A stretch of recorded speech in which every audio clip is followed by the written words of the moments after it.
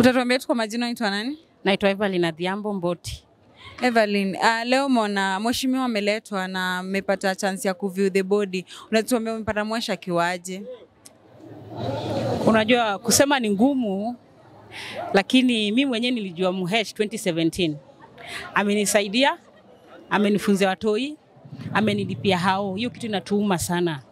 Yenye mwenye amefanya hivi, naye pia ajue siku yake itafika. Hiyo tu kitu ndio kitu naweza sema, inauma. Na mnaona kama wanabangu mnaweza pata mweshi mwingine kama Mnuve kweli? Hakuna, taa yetu imezimwa. Taa yetu ya Kariobangi North imezimwa. Hakuna mtu atakuwa kama Mnuve, hakuna. Ni ukweli tu isemwe. Juni mtu alikuwa anasaidia, hakuwa anabagua, alikuwa anasaidia kila mtu. Hakuwa anasema wewe ni Mkamba, wewe ni Mjaluo, wewe ni Mluya.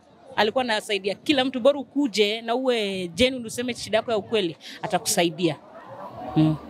Utatuambia tu kwa majina unaitwa nani? Mimi naitwa Alvin Maina, mkazi hapa Kariobangi North. Tumekuja kuview mwili MCA yetu Joel Munuve. Ndio imetuuma sana.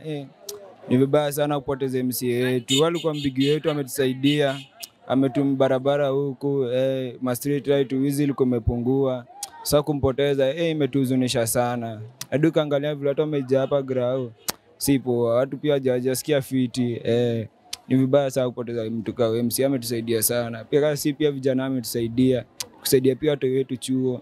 Hiyo kitu inauma sana. Pia wazazi wetu wameacha gap kubwa sana hadi watu hakuna mtu anasikia poa. Mimi kwa wetu. Unaitwa? Naitwa Brian Eje. Mimi pia ni mkazi wa Kariobangi. Si hatu feel poa juu MCA wetu wa Kariobangi ameshatuacha na alikuwa anatusaidia poa. Sasa mimi saa hii niliachwa kani shingizwa kazi, sasa ndo ametuacha jo. Si hatu skip poa. Juu sasa unaona venye watu wamejaa hapa hivi wa feel poa.